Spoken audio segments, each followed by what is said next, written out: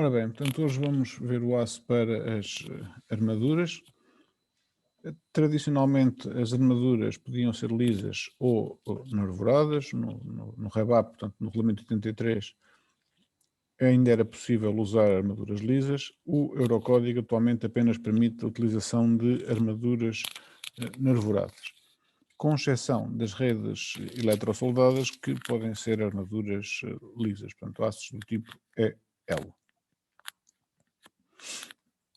O comportamento típico do aço regulamentar é esse que está aí representado. Portanto, temos dois comportamentos distintos, conforme se trata de aços laminados a quente ou aços endurecidos a frio. No caso dos aços laminados a quente, nós temos um patamar de cedência bem marcado e uma grande extensão até à rotura. No caso dos aços endurecidos a frio, nós temos uma tensão de cedência e depois uma passagem algo difusa a partir do momento em que se começa a dar a cedência. E daí que seja definida a tensão limite convencional de proporcionalidade a 0,2%, que é o valor do FYK que nós usamos depois nas contas. Os dois diagramas são, como podem ver, bastante diferentes um do outro, sendo que, em termos práticos, nós vamos adotar sempre um diagrama comum, quer seja aço endurecido a frio, quer seja aço laminado a quente. O Eurocódigo permite a utilização de dois tipos de diagramas para os aços, que estão aí representados pela letra B, diagramas de cálculo. Esses diagramas podem ser, portanto, atingir a carga, rotura ou a tensão de elasticidade FYD e depois ter um patamar constante, portanto um aço elástico perfeitamente plástico, ou um aço que tem depois algum endurecimento.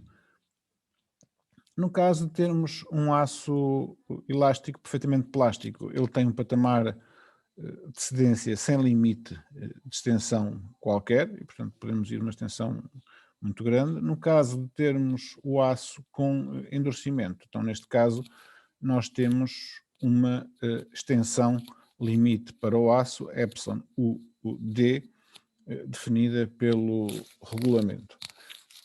No caso de termos também o aço com endurecimento, obviamente temos que definir a tensão última de resistência, portanto o FUK.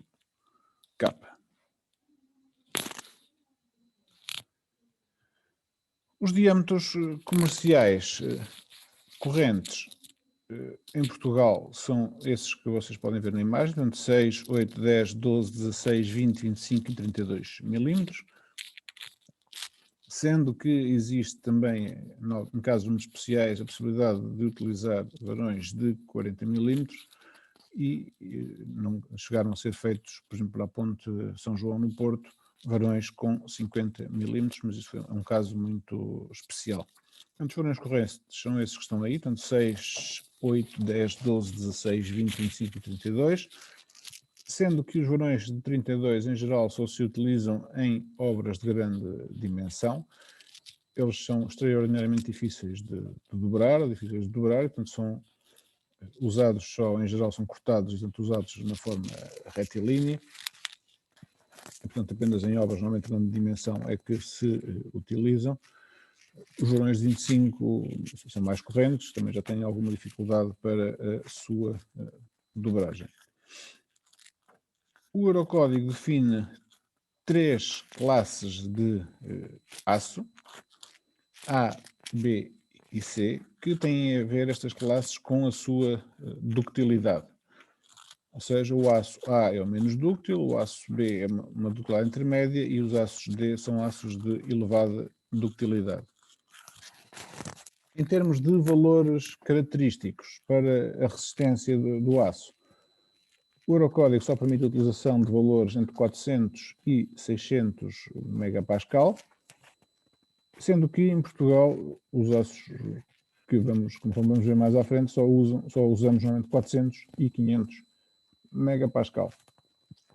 O novo Eurocódigo provavelmente já permitirá usar aços com resistência superior a 600, portanto, aços até 700 megapascal. Pelo menos é o que está previsto nesta fase. Portanto, vocês podem ver aqui neste diagrama, que depois também está apresentado no Eurocódigo, no anexo, que a extensão última dos aços tipo A, B e C vai crescendo sucessivamente. Portanto, quanto de classe A é menos dúctil do que a B, a extensão limite é de 25%, 50% ou 75%. Também a relação entre a carga de ruptura e a carga de cedência é crescente para os vários tipos de aços de classe A, é menor para a classe B e é menor para a classe C. Os tipos de aço em Portugal estão especificados em especificações do NEC para as várias classes de resistência. Portanto, aços tipo A400 e aço do tipo A500. O tipo A400 tem 400 megapascal de resistência característica, os do tipo A500 têm 500 megapascal de resistência característica. Depois, além destas letras, portanto, a 400 e a 500, que nos dão as características em termos de resistência, temos a seguir algumas letras que definem o tipo de aço.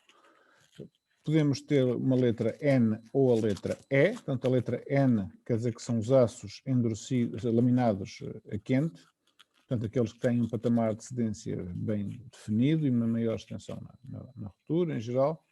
Os aços do tipo E são aços endurecidos a frio e, portanto, com uma extensão na ruptura menor e sem um patamar de cedência bem definido. Depois, a seguir à letra E ou N, podem ter a letra R ou a letra L. O R são para varões nervurados, o L são para varões lisos. Como eu vos disse, neste momento o Eurocódigo só permite a utilização de varões nervurados, com exceção das malhas eletrosoldadas, onde podem ser usados varões lisos. E, portanto, estes A500EL são apenas usados em redes eletrosoldadas. E depois, além destas letras, portanto, do NR ou do ER, ainda podem ter mais duas letras adicionais, que são as letras SD, e o SD vem de Special Ductility, portanto são aços de ductilidade especial, portanto são aços que têm ainda melhores características de ductilidade. Portanto, depois vocês têm aqui a correspondência entre os aços, a designação dos aços e as respectivas classes de ductilidade do Eurocódigo. Portanto, os aços do tipo E são os aços da classe A, os aços do tipo NR são os aços da classe B e os aços do tipo NR-SD são os aços da classe C.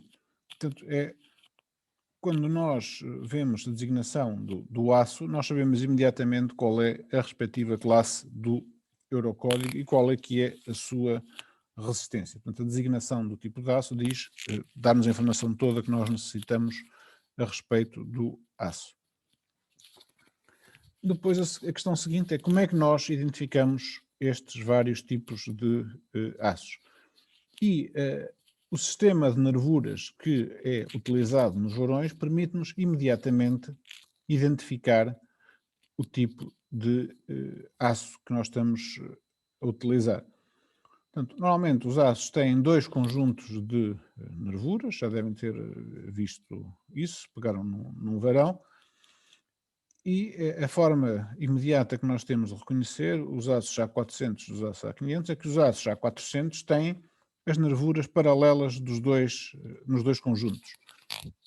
Vocês têm aqui na figura de cima os aços A400, veem que as nervuras de um lado e as nervuras do outro são paralelas. Depois, a distinção entre se é um aço de ductilidade normal ou de ductilidade melhorada tem a ver com o espaçamento das nervuras. Os aços de ductilidade normal, as nervuras têm espaçamentos diferentes dos dois lados, conforme vocês veem aqui na figura em cima do lado esquerdo, E os aços do tipo NR-SD, portanto de utilidade especial, têm as nervuras com o mesmo espaçamento dos dois lados. No caso dos aços A500, por norma, eles têm as nervuras que não são paralelas nos dois conjuntos, sendo que quando as nervuras são tortas de um lado e paralelas do outro, são aços do tipo de utilidade normal, portanto A500NR. Quando as nervuras são não paralelas dos dois lados, são aços do tipo A500NR-SD. Os aços do tipo AR são aços com características especiais que, em vez de terem dois conjuntos de nervuras, têm três conjuntos de nervuras ao longo do perímetro. E esses três conjuntos de nervuras são, de facto, paralelos entre si, mas são três conjuntos de nervuras e não dois conjuntos de nervuras conforme os aços, os outros tipos de aço. Tipicamente, estes aços A500ER não são muito utilizados em Portugal e, portanto, a utilização dos tipos de aço restringe-se a estes quatro que estão aqui do lado esquerdo da figura. Portanto, A400NR, A400NR-SD, A500NR e A500NR-SD. Portanto, estes são os quatro tipos de aços normais usados em Portugal. Para situações normais, usam-se os aços NR. Quando nós necessitamos de características especiais de utilidade para retiração sísmica, então aí temos que usar os aços da classe SD. Quanto à opção pelo A400 ou pelo A500, tipicamente o aço A500 é o aço mais utilizado pelos grandes empreiteiros, porque o preço por quilo de aço é praticamente o mesmo e o aço A500 poupa cerca de 20% de peso em relação ao aço A400. Se o preço por quilo é semelhante, se usarmos menos aços, que é o caso do aço A500, estamos obviamente a poupar bastante. No entanto, se forem às drogarias comprar aço, normalmente o aço que eles têm disponível é o aço A400, não tem o aço A500. E, portanto, quando nós estamos a especificar se vamos usar A400 ou aço A500, convém termos em conta quem é que vai executar a obra, qual é o tipo de obra que estamos a executar. Se estamos a executar uma pequena moradia, provavelmente o empreiteiro irá adquirir o aço, uma casa de materiais de construção mais pequena, portanto será o aço A400. Se for uma obra de grandes dimensões, com um empreiteiro maior, aí certamente será aço do tipo A500. Portanto, a escolha de um ou do outro tem a ver também com o tipo de obra que estamos a realizar. Sendo que depois em obra também passar de um aço para o outro praticamente é multiplicado pelas respectivas tensões de cedência e convertemos a utilização de um tipo de aço no tipo do outro, caso seja necessário. Os diâmetros de dobragem para os varões estão definidos na secção 8 do Eurocódigo, que são regras gerais relativas a armaduras, e dizem-nos qual é o diâmetro do mandril que temos que utilizar para dobrar os varões. No caso dos varões de diâmetro igual ou inferior a 16 mm, 4 diâmetros. No caso dos varões de diâmetro superior a 16 mm, ou seja, 20 ou mais, 7 diâmetros. Esta questão do diâmetro é importante porque permite-nos que, quando estamos a desenhar um varão, fazer um desenho de um varão, nós tenhamos presente, ou devemos ter presente, que nós muitas vezes desenhamos o varão assim quando o dobramos, mas na verdade ele é dobrado assim. Então tem aqui o diâmetro da dobragem. E portanto temos que ter, quando estamos a desenhar, o cuidado de perceber que o varão não é um ângulo reto, conforme nós muitas vezes o desenhamos, mas sim tem aqui um raio de curvatura e, portanto, a dimensão e o espaço que ele ocupa na peça é, é diferente. Está bem? E, portanto, isto é algo que devemos ter presente. Alguma dúvida ou alguma questão que queiram colocar?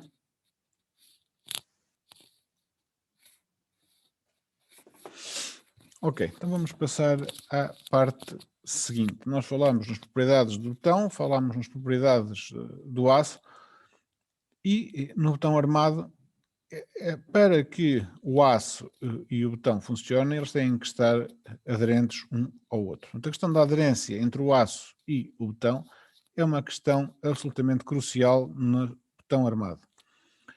As regras relativas à aderência entre os dois materiais estão definidas, como disse, na secção 8 do Eurocódigo, em particular, neste caso, na secção 8.4. Portanto, para vos situar em termos de Eurocódigo, as propriedades dos materiais estão no capítulo 3, ou seja, as propriedades do botão estão no capítulo 3, as propriedades do aço estão no capítulo 3, mas o comportamento conjunto dos dois, ou seja, a aderência aço-botão, está definida no capítulo, ou na secção 8 do Eurocódigo. E esta secção, este comportamento, pode ser, ou tem a ver com a força que é necessária para nós arrancarmos um varão que está embebido numa peça de betão, por um lado, e por outro lado, que é o outro lado da mesma moeda, que é saber quanto é que nós temos que amarrar o betão dentro, ou o aço dentro do betão, qual é o comprimento que nós temos que ter que garantir para que possa ser mobilizada toda a força que o betão, que o aço pode suportar. Imaginem que vocês têm um cubo de betão e que metem um varão dentro do botão apenas 1 centímetro. Vocês todos têm a noção que se nós arrancarmos o varão, até se calhar à mão o conseguimos arrancar, porque ele está muito pouco metido dentro do botão, mas se o metermos dentro do botão alguns centímetros, já não o conseguimos arrancar. Portanto, é este efeito que nós temos que ver.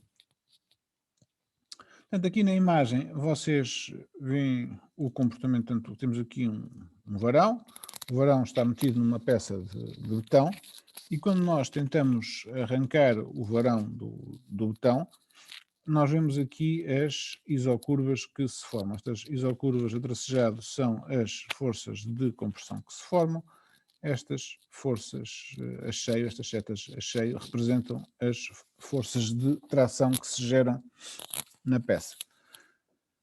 Em termos do desenvolvimento da aderência ao longo deste comprimento, obviamente que aqui na ponta do varão nós não temos qualquer força de aderência entre os dois, portanto a força aqui será zero, e depois à medida que nós vamos percorrendo ao longo do varão até à superfície do botão, nós temos um crescimento da força que segue esta curva que está aqui representada a cheio nesta imagem, esta curva a preto. E vemos que a força vai aumentando ao longo do varão, primeiro de uma forma relativamente lenta e depois de uma forma mais rápida até atingir a força máxima no varão. Em termos de tensões tangenciais, a forma como as tensões se dividem ao longo do varão, as tensões tangenciais seguem esta curva que vocês veem aqui na figura de baixo, portanto um crescimento dessas forças de aderência e depois uma diminuição das forças de aderência. Estes comportamentos, estas curvas, têm uma forma que é difícil de quantificar e para nós, enquanto engenheiros, também, na verdade, em geral, não interessa conhecer em rigor, com muito detalhe, como é que essa força evolui. Interessa-nos saber, sim, qual é a força total que se desenvolve. Portanto, a boa maneira do engenheiro, o que nós vamos fazer é pegar nesta curva e vamos admitir que, bem, eu posso admitir que a tensão é constante ao longo de todo o varão. E, portanto, o que eu faço é substituir esta curva por um diagrama retangular constante, com as características de a área deste diagrama aqui, a cor de laranja, há de ser igual à área deste diagrama curvo que está aqui. Enfim, e aqui a imagem não está assim exatamente a mostrar isso, mas a ideia é que este diagrama retangular e este diagrama curvo têm exatamente a mesma área. Ora, se a tensão é constante, então a força é linear, a força é o integral deste diagrama e, portanto, a força cresce de forma linear ao longo do varão. Portanto, o que nós vamos admitir em termos práticos, e que é admitido pelo Eurocódigo em termos práticos, é que a força de aderência é constante ao longo do varão, portanto tem esta forma de diagrama, esta tensão, e, portanto, consequentemente, a força cresce de forma linear ao longo do varão até atingir a tensão máxima. Estas são as características da força de aderência aço do botão que nós vamos considerar. Depois, o que se verifica é que esta força de arrancamento não é sempre igual, ou seja, depende da forma como o varão está colocado na secção, por um lado, e por outro depende do sítio da secção onde está o varão. Ou seja, se eu tiver, portanto, o botão é sempre colocado de cima para baixo, na vertical, não é? Porque ele cai por gravidade. Portanto, se eu tiver um varão paralelo à direção de betonagem, eu verifico que a minha força de arrancamento é maior do que se eu tiver o varão perpendicular à direção de betonagem, conforme nós vemos aqui nesta figura. A direção do varão em relação à direção de betonagem tem influência nesta força. E para além disso, também o facto do varão estar na parte inferior da peça ou na parte superior da peça também tem influência no valor desta força. Portanto, vocês veem aqui na imagem, esta primeira curva com uma resistência inferior corresponde a um varão perpendicular à direção de betonagem localizado na parte superior da peça. Porquê é que isto acontece?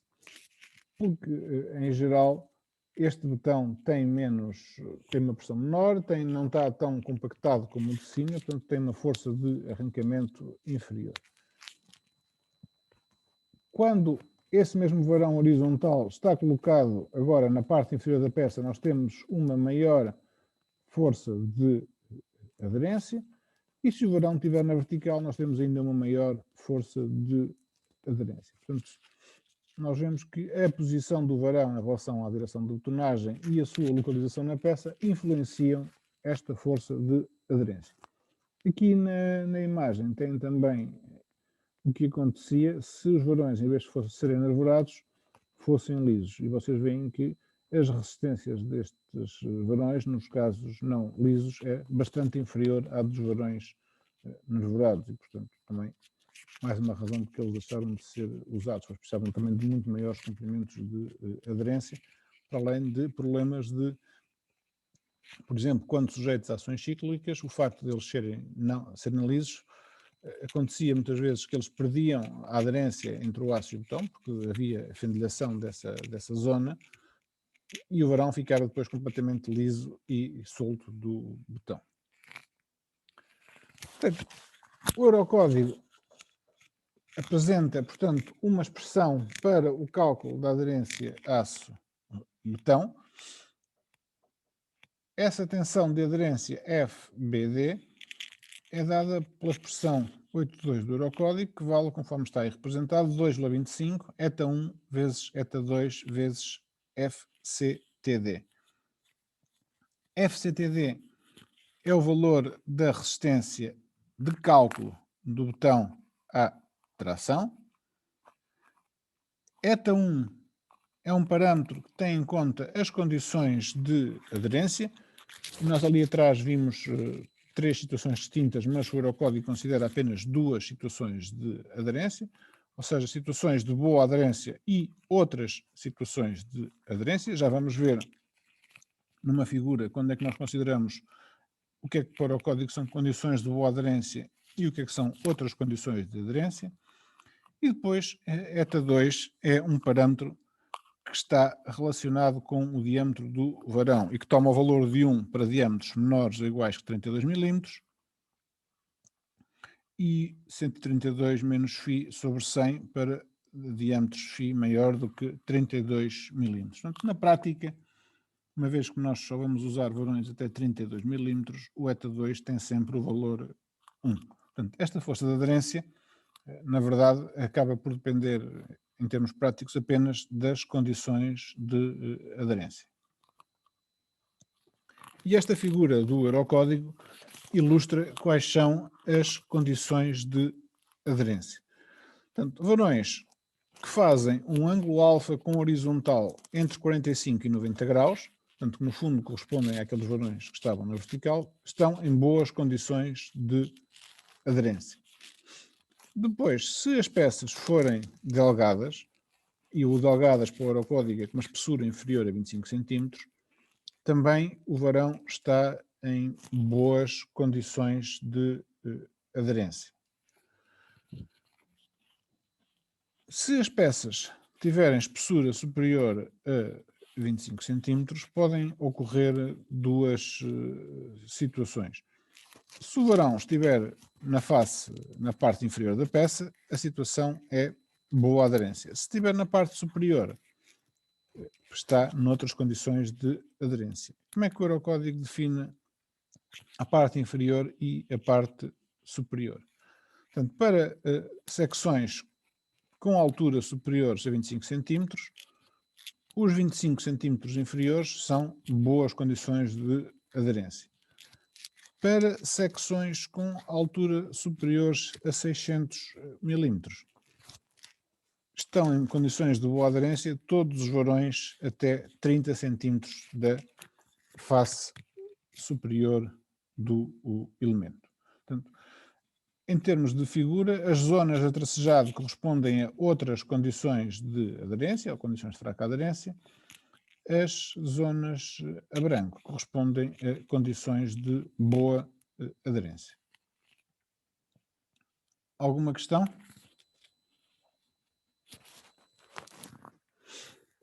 Professor, pode repetir só o que tinha dito na última parte? A branco são os de boa aderência e a os tracejado restantes... são as de outras condições de aderência ou fraca aderência, conforme queiram chamar. Obrigada.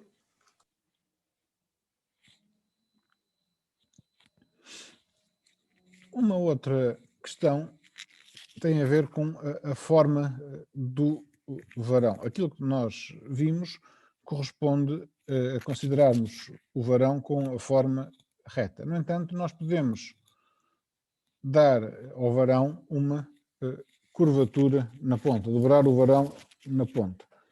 E dobrar o varão na ponta, obviamente que melhora ou dificulta o arrancar o varão. E, portanto, o Eurocódigo diz que nós podemos amarrar o varão de forma reta ou de forma curva. Sendo que, de forma curva, nós podemos usar em cotovelo, em gancho ou em U o varão, e aqui depois temos como é que nós medimos o comprimento de amarração, portanto, é até a este gancho. Isto é um gancho só efetuado na ponta do varão para lhe melhorar as condições de aderência. Ou podemos soldar varões em relação aos varões que nós queremos amarrar, também de forma a, no fundo, aumentar a rugosidade e a aumentar as condições de aderência. Esta situação de soldar não é muito comum, a não ser em situações especiais. Obviamente que o soldar obriga a dar algum trabalho e, portanto, e implica que seja bem efetuado e, portanto, não é uma situação que seja corrente de utilizar, embora há situações especiais em que possa ser utilizado, ou no caso temos armaduras pré-fabricadas que depois são colocadas diretamente em obra, onde aí é fácil de soldar os varões. Portanto, em posse da tensão de aderência, nós podemos calcular o comprimento de amarração do varão. E para calcularmos esse comprimento de amarração, é fácil vocês perceberem que o comprimento de amarração é ou está definido como o comprimento que é necessário, de forma a que a tensão de aderência equivale, ou seja, equivalente à força que o aço pode suportar. E, portanto, nós podemos pensar que a força de aderência será igual, terá que ser igual à força que o aço pode suportar. Portanto, esta será esta equação que nos dá a expressão relativa ao comprimento de aderência do varão. Ora, a força de aderência será a área do varão vezes o comprimento, perdão, a área não, o perímetro do varão, vezes o comprimento, vezes a tensão de aderência. E isto terá que ser igual à área da secção de aço vezes a tensão de cedência, certo? Portanto, se estas duas quantidades forem iguais, então nós podemos determinar o comprimento de aderência. E o que nós temos, o perímetro da secção vale π vezes o diâmetro, vezes o comprimento de amarração, vezes a tensão resistente de aderência. E a área do varão vale o diâmetro ao quadrado vezes π sobre 4 vezes Fy d. Ora, se nós olharmos aqui para esta expressão, este quadrado pode cortar com este π corta com este π, e se nós resolvermos esta expressão em função a LB, nós obtemos facilmente que o LB vale φ sobre 4 Fyd sobre Fbd. E, portanto, nós veem que essa expressão que o Eurocódigo apresenta não é nenhuma expressão de magia, não é nenhum truque de magia, é apenas a consideração destas equações de equilíbrio, que a força de aderência, calculada como força de atrito ao longo do comprimento de embebimento do varão, seja igual à sua tensão máxima, ou à sua força máxima de tração. E, portanto, o LBRQD vale φ sobre 4, sigma SD sobre FBD. Porquê aqui o sigma SD? E aqui está o FYD, porque, na verdade, o varão pode não estar sujeito à sua máxima tensão, não é? O varão pode estar sujeito a uma tensão inferior à tensão de cedência. Em geral, está sujeito a uma tensão inferior à tensão de cedência. E este facto permite-nos também, quando nós precisamos de encurtar o comprimento de amarração, sobredimensionar a armadura de forma a reduzir a tensão no aço. Porque, reparem, se eu preciso que o aço resista a uma força de 500 kN, e para esses 500 kN eu tenho uma determinada área de aço, vamos imaginar, não interessa, uma área de aço. Se eu duplicar a área de aço, a minha tensão nos varões é metade em cada um deles. Ora, se a tensão é metade, eu preciso para cada um deles, ou posso reduzir a metade o comprimento de amarração para cada um deles.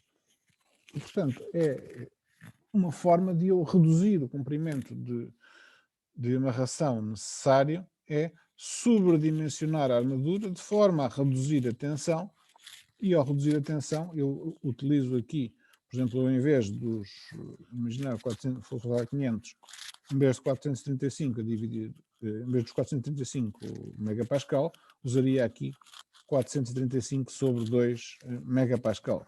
E, portanto, isso permitia-me reduzir o comprimento de amarração. Há situações em que esta redução do comprimento de amarração é muito importante e, portanto, eu preciso mesmo de reduzir. Por norma, também, as armaduras não estão calculadas para a sua tensão máxima. Há sempre algum sobredimensionamento das armaduras, porque nós, como os diâmetros são discretos, as áreas de aço não são contínuas, portanto há sempre algum sobredimensionamento da armadura. E, portanto, a tensão, este comprimento pode sempre ser reduzido. Na dúvida e para efeitos práticos, nós podemos sempre usar a tensão máxima para calcular qual é o comprimento de amarração, se quisermos máximo, e estamos sempre do lado da segurança.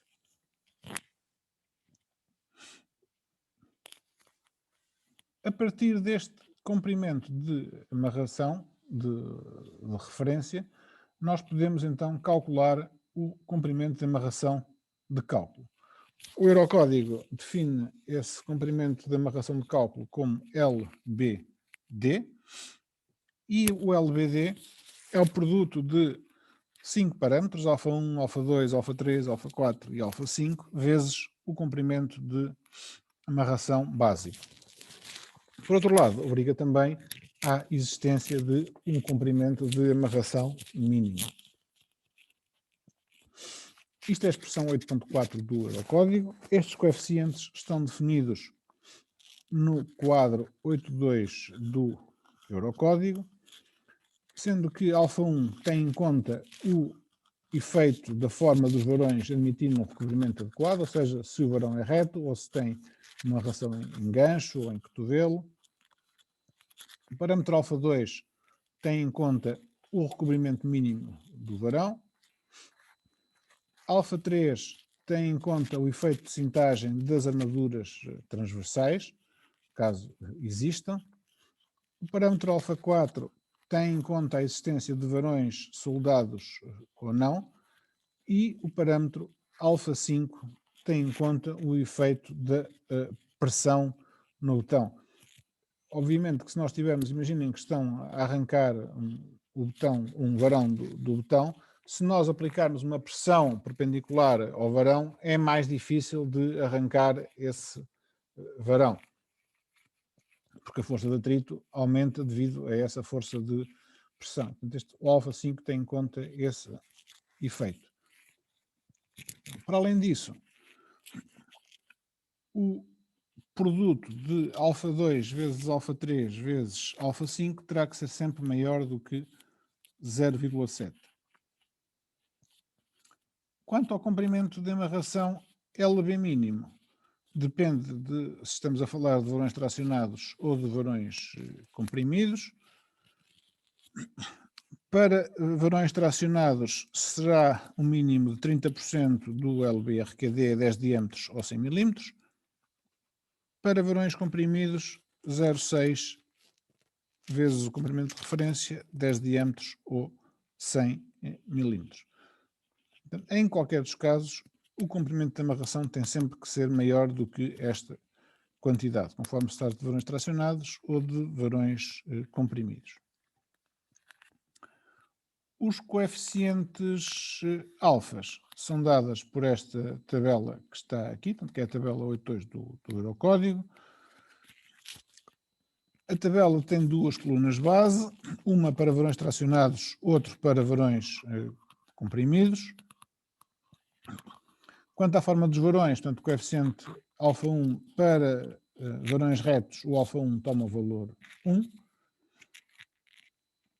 No caso de usarmos varões com ganchos, cotovelos ou em U, podemos usar um fator de redução de 0,7, ou seja, podemos reduzir o comprimento de amarração em 30%, desde que o recobrimento seja maior do que 3 diâmetros. Caso contrário, temos que o parâmetro alfa1 vale 1. E o parâmetro CD é dado aqui nesta figura conforme a posição dos varões. Portanto, para varões retos, o C é o recobrimento do varão, mas aí não é significativo. No caso de varões com gancho ou cotovelo, o CD que nos interessa é a distância por um lado, entre os varões, ou a distância ao bordo lateral, e no caso de laços é a distância ao bordo inferior. Em relação à existência de recobrimento, portanto, os parâmetros também já veem aqui que para amarrações comprimidas os parâmetros alfa são sempre 1, com exceção do parâmetro alfa 4. Portanto, no caso do recobrimento das armaduras para amarrações retas, o alfa 2 é dado por esta função que está aqui, função do diâmetro do varão e função do recobrimento do varão, compreendido entre 0,7 e 1. No caso de armaduras que não sejam retas, a expressão é semelhante, só que aqui em vez de entrar CD menos o diâmetro, é CD menos 3 vezes o diâmetro. Também sempre compreendido entre 0,7 e 1,0. No caso de existirem cintagem por armaduras, ou seja, armaduras que são perpendiculares à armadura principal, temos o valor do cálculo, como calcular o coeficiente alfa 3, a função de kappa e de lambda, e kappa e lambda estão definidos aqui nesta parte de baixo da tabela. O lambda tem a ver com a área da armadura transversal de cálculo e área transversal mínima, a dividir pela área total de armadura, e kappa é dado por esta figura que está aqui, conforme o tipo de varões que nós temos colocado. Portanto, kappa pode ser 0,1, 0,05 ou 0. E temos aqui a definição de como é que estão os varões em relação à armadura longitudinal.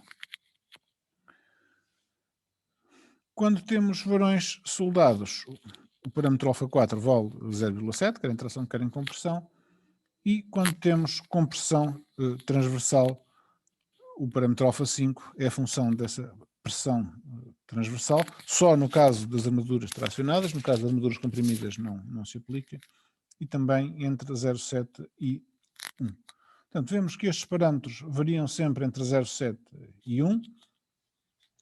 Eles têm alguma cumulatividade, mas também, conforme vimos aqui anteriormente, o produto do alfa 2 vezes o alfa 3 vezes o alfa 5 terá que ser sempre maior do que 0,7. Portanto, os fatores como o recobrimento das armaduras, a cintagem transversal e a cintagem de compressão, cumulativamente nunca podem ser superiores ou inferiores, a 0,7. Portanto, esta é a expressão. Também é importante termos presente que, como estes parâmetros, os alfas, são sempre parâmetros redutores do comprimento de amarração, o considerá-los todos iguais a 1 é sempre do lado da segurança. Portanto, damos sempre um comprimento de amarração máximo para o varão. O Eurocódigo permite depois também usar uma expressão simplificada, que no fundo tem a ver um bocado com aquilo que eu acabei de dizer, que é usar apenas alfa 1 vezes LBRQD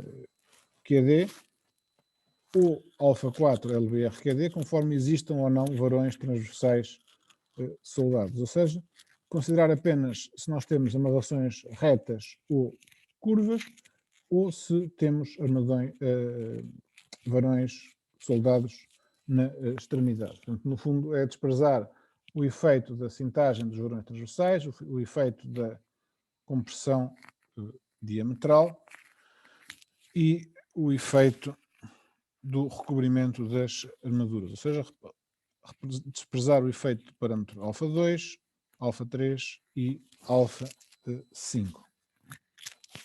Portanto, aqueles que cumulativamente têm que dar o produto 0,7. No caso da amarração das cintas e dos estrios, portanto, a armadura transversal nas vigas, ela tem que ser feita na zona comprimida do botão, e temos aqui as regras de amarração desses varões. Portanto, o estribo tem que dobrar e prolongar-se pelo menos 50 mm para o interior, se este ângulo for maior do que 135 graus, ou seja, se o ângulo entre este ramo vertical e este for inferior a 45 graus. Se for o prolongamento no horizontal, tem que se prolongar pelo menos 10 diâmetros ou 70 milímetros. Se soldarmos varões transversais, temos aqui as regras para soldar os varões, ou seja, o diâmetro do varão tem que ser maior, transversal tem que ser maior que 70% do diâmetro do estribo a amarrar, tem que ter uma distância entre os dois inferiores a 50 milímetros e maior ou igual que 2 diâmetros e 20 milímetros, e no caso de darmos um varão único, ele tem que estar localizado, tal como no caso anterior, a mais que 1 centímetro da extremidade, mas no caso de um varão único, o diâmetro deste varão tem que ser maior do que 1,4 o diâmetro do varão a amarrar.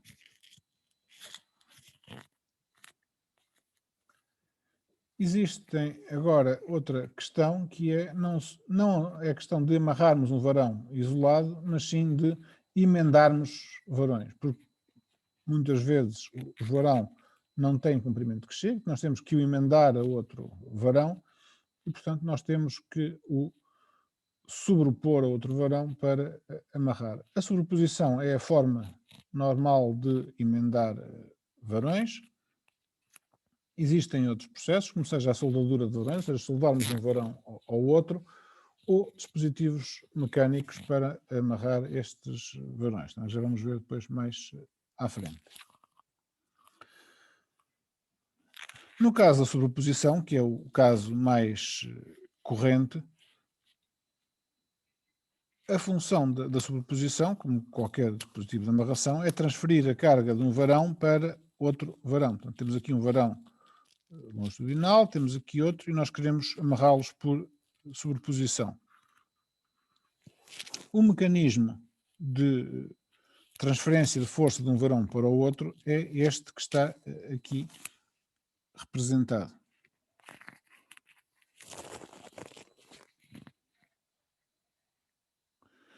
E, portanto, vocês veem aqui portanto, temos aqui a força de tração neste varão, temos deste lado a força de tração neste varão, e tanto temos aqui estas forças a vermelho, que eu estou a representar agora, que são forças de compressão entre um varão e outro. Quando nós puxamos este varão para ali, existem estas forças que se vão transmitindo entre um varão e o outro.